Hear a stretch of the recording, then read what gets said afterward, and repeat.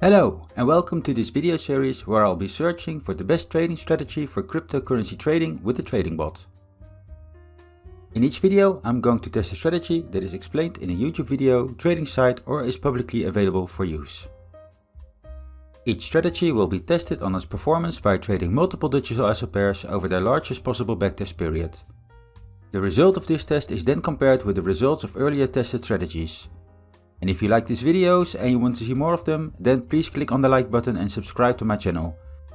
Please remember that this video is for entertainment and educational purposes only. Everything you see here is hypothetical and based on historic data, so there's no guarantee the investigated strategy will work in the future. I'm also not a professional, so always do your own research or consult a professional before using any information in real trading. This video is the third and final act of a trilogy of scalping strategies that are roughly using the same indicators and settings, but they each have their own different approach to scalping. The Reinforced Smooth Scalp strategy is building on the earlier tested strategies Scalp and the Smooth Scalp strategy, and we will find out if this last part of the trilogy will be the best one. If you go to the Freqtrade site and then go to their GitHub repository, there will be a strategies file that is containing all the strategies that I'm testing in the current period. Just look for this strategy in the Berlin Guy in CA folder. I have downloaded this strategy into my Freqtrade folder and let's see what we've got here. The first thing I spot is that the ROI and stop loss settings are again configured the same, but the width between profit and stop loss is increased once more. This time the ROI takes a profit of 2% gains and has a stop loss of 10%. So to get break even on one stop loss, the strategy should have at least 5 winning trades. And again, the time frame here is the 1 minute time frame. Here another thing happens, the code uses a resample factor of 5 and we will discover later what this thing does. Also this time the file is configured out of the box with spaces for hyperopting and will be used later on to populate the indicators function. It's also a whole bunch of indicators and my experience so far with these scalp scripts is that these are not always used at the end. What you at least have to know is that these default values will be used during normal trading and backtesting. The other space configuration is the range the hyperopt session will use in order to find the best value that hypothetically provides the best future trading results. And these boolean parameters over here are either true or false, and are used to enable or disable the guards. Later in the buy and sell functions, the hyperopt will use these to see if the strategy has a better result if one of these parameters is enabled or disabled. And finally, these spaces are used to define if the parameter will be used for buying or selling the asset in the hyperopt session. And if you want to know more about hyperparameter optimization, I've made a video about this Freqtrade functionality in the past that describes the whole concept and process. I will leave a link to that video in the description below. Now let's go further with the indicators that are configured as usual. There will be an exponential moving average of the close price over the last 5 candles added to the data frame. And also a band of 2 other moving averages will be formed around this EMA. An upper band that uses the high price of the day and one lower EMA band that uses the low price of the day. And all 3 EMAs use the data of the last 5 candles. Just like in the scalp and smooth scalp strategies, a fast stochastics with settings of 5, 3 and 3 will be used. Also the ADX will be part of the data frame, as well as the commodities channels index, the RSI indicator and the money flow indicator. Here some additional Bollinger Bands and graphing indicators are added to the data frame. The more interesting thing is this part here, where some resampling is going on the data frame. The first thing that's happening is that the value of the current time frame is captured and then multiplied by 5. So if you have a 1 minute time frame, the value of TF-res will be 5. On the 5 minute time frame this will be 25, or on the 15 minute time frame this will be 75 and so on. Next, the data frame res variable will get a resample of the entire data frame to that calculated TF-res value. So actually that will be a completely new data frame with the name DF-res. And next a simple moving average of 50 periods will be calculated with a multiplied data frame DF-res. And the final thing that happens here is that the complete original data frame gets replaced with a resampled data frame, and a resampled SMA will be added to that data frame. Now what I think the intention is here is that on the 1 minute time frame, that time frame gets resampled to the 5 minute time frame with the appropriate simple moving average. In other words, there will be a 5 minute SMA used on the 1 minute time frame, I think. The buy function here is a little bit more difficult to understand than usual because of the hyperopt type code that is used over here. In all these indicator cases, the function will give a buy signal when the given indicator is below or above the default value that is given in the space section I showed you above. So, to take the MFI indicator as an example, the buy signal will be given when the MFI value in the data frame is lower than the default MFI value that is defined in the default value of the scope above. And remember that I told you that the default value in the scope is used for normal trading and backtesting. Also note that the RSI and CCI indicators are not used to determine the buy signals. Now, only when all these indicators meet their criteria and in combination with the other static conditions shown here, a buy signal will be given. Here the fast K should cross over the fast D to create a signal. And the resampled simple moving average should be below the close price of the candle. And this last one line is very different from the previous scalp and smooth scalp strategy, because there the open price of the candle had to be below the EMA low line as part of the buy signal. During the hyperopt session, the space will be used to search for the optimal value to determine where the strategy is most profitable.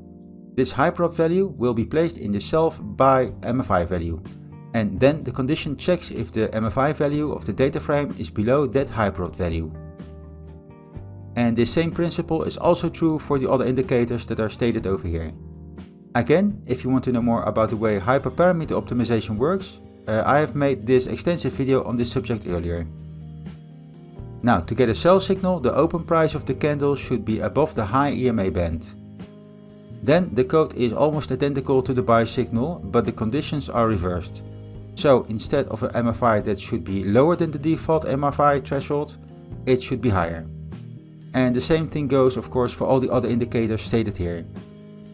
Now lastly, the CCI is finally used here to create a sell signal, but the earlier configured RSI is still not used in the strategy.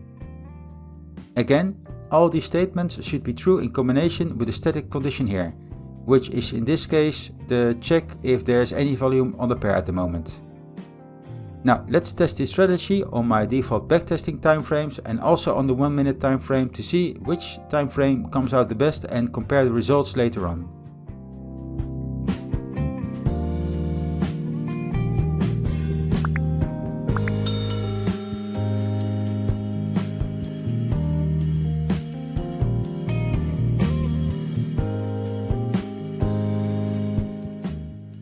According to the backtest over all the available time periods, including the 1 minute time frame, I have the following results. The best time frame here is the 15 minute time frame, with a total profit of 42%. The drawdown of the strategy is 183% with a win rate of 75%. So the risk of ruin of this strategy is 0.02%. In other words, this reinforced smooth scalp code finally acts as a scalping strategy and also on a low time frame. I think the profit is reasonable as well, and because of a 75% win rate, this could actually do some things. But seeing the amount of trades and the profit that comes from it, it is a strategy where you really should have some patience and the discipline not to interfere with all these relative small wins over time. Now, in the code of this strategy, it says that it is also intended to run with at least 60 parallel trades. But because I only have 50 pairs, I decided to do another backtest run with all 50 pairs open at the same time. So to be as much loyal to the strategy preferences. Now the results of these tests were somewhat disappointing because the highest profit I got was on the 15 minute time frame with only slightly more than 8% profit. So I guess I will leave this strategy at my default 10 open trades at a time and see what parameter optimization will do to the profitability. So let's finally see if hyperopting buy, sell, ROI and stop loss will finally give us a scalping strategy that has the potential to give us large gains and low risk on a low time frame.